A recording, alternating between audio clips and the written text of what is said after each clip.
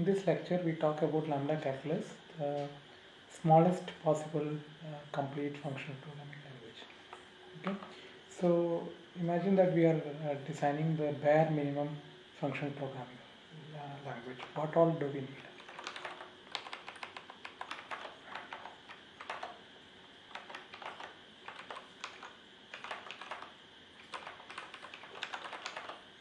Minimal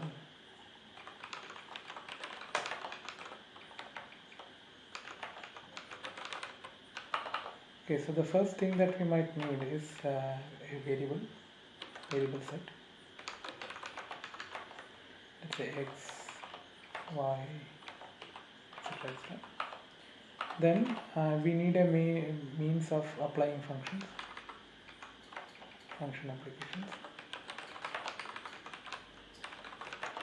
which we denote by f applied on e by just writing f before e, just like in standard ML.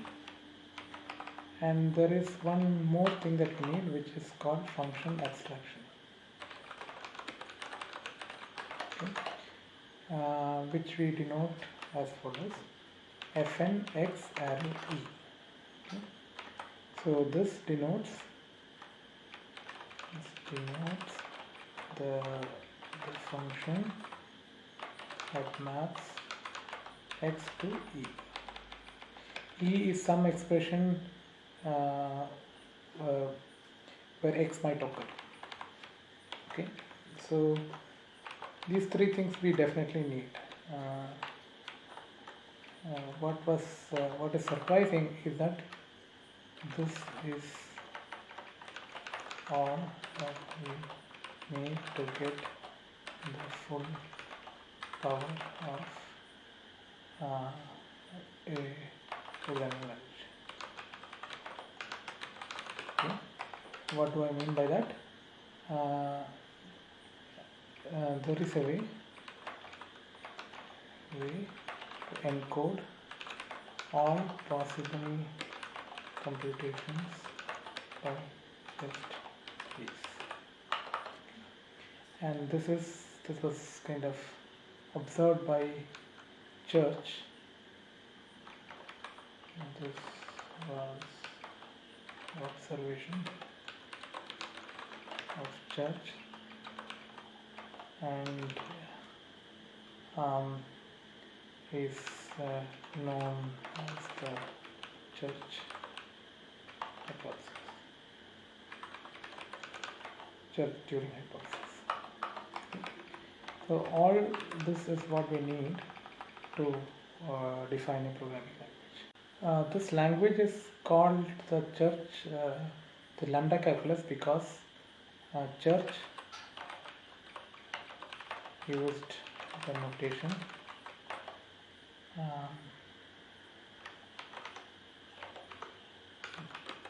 lambda x dot e instead of the notation fnx.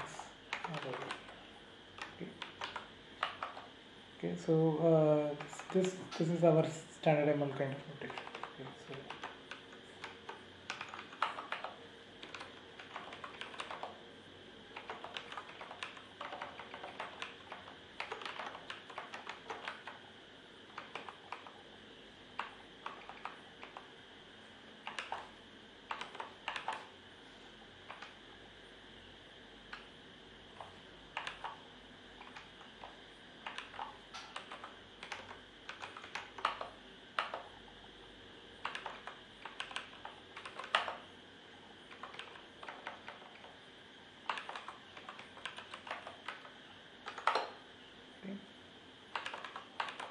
So this is dart function which takes x to x plus 1. Okay. With just this you can get computation. We now talk about the syntax of the language. Okay. So the syntax of lambda calculus is expression. Programs are just expressions. The expression is defined to be variable or expression applied expression. Let me do some subscripts here.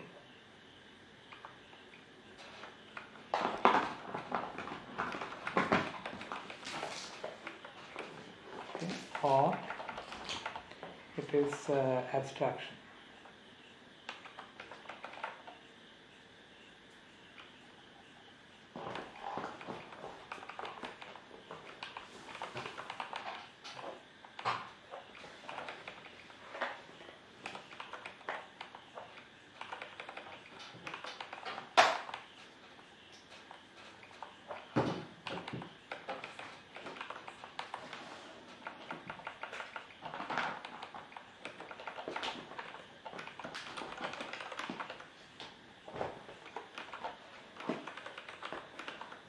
Yeah, so these are the three. This is the abstract syntax of lambda calculus. This is application, and function abstraction. We will continue to use the standard ML style notation, although sometimes we might even write it as the lambda calculus.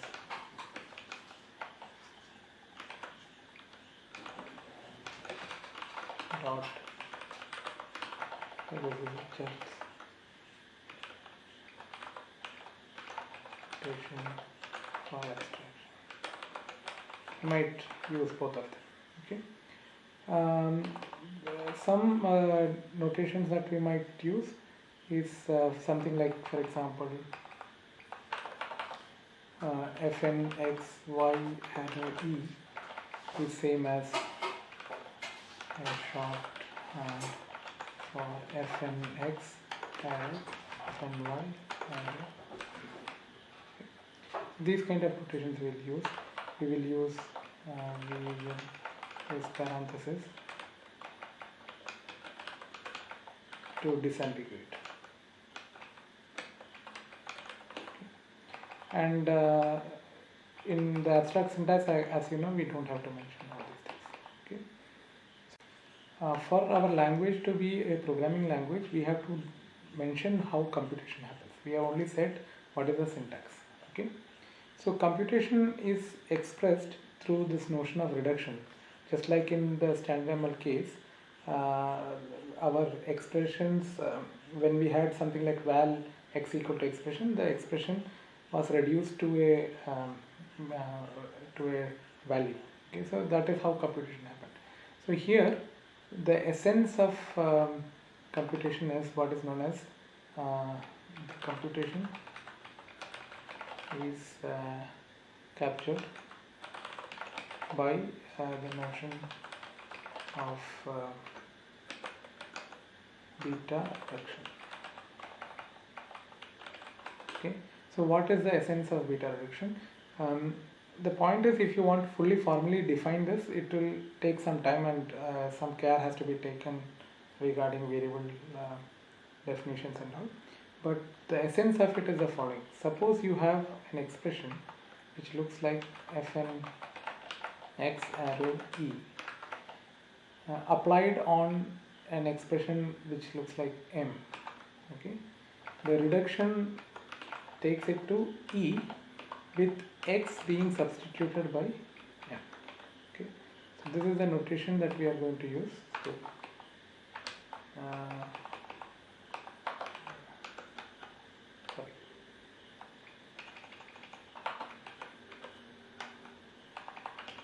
the reduction is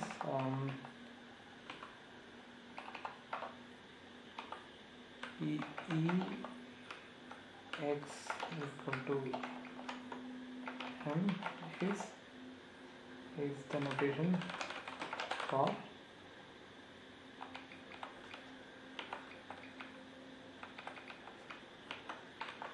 substitute m for x in e. Okay, so let's just illustrate with an example. So suppose we have fn x arrow fn y arrow x, and this you applied on fn x t arrow t. Okay, this reduces to E. So what is E here? E is this portion. Okay, this portion is E. So it is fn x y arrow x. In that you substitute x by m, which gives you fn y arrow fn t arrow t. Okay, this is what it reduces to. This is how the reduction goes. Okay. And this is all there is in terms of reduction. Okay, you can reduce any subterm. Okay, given a term lambda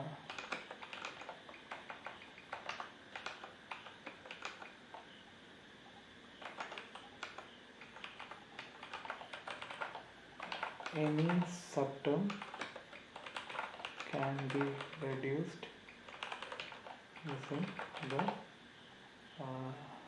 beta reduction. Okay. And this gives computation.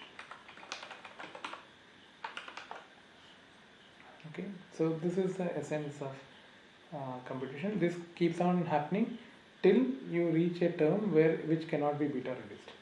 Okay, so keep reducing till the term is obtained which cannot beta reduced. Okay, this is not always possible, but sometimes the terms can just keep on going forever. Okay, so this gives you the semantics or meaning for your programs. Okay, so the semantics of lambda calculus is based on substitution, but substitutions are complicated because of variable capture.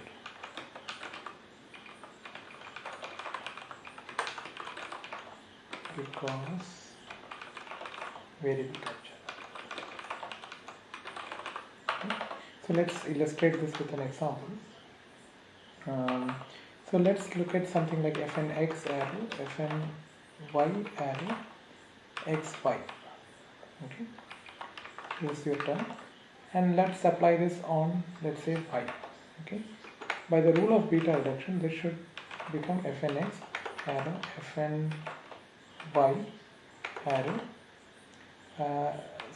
x goes off, becomes yy. Okay, however, notice that fn y arrow xy can also be seen as fn z arrow xz. Okay, so this is same as fn x arrow, fn z arrow xz. Yeah, but if you look at it that way, this reduction becomes fn y arrow fn z arrow yz, which is completely different from this. Okay, the reason why this went wrong, so this is wrong and this is correct.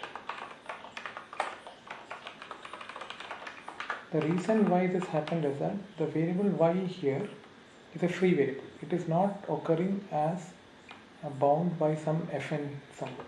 Okay, whereas the y here, the x here is in the shadow of this y.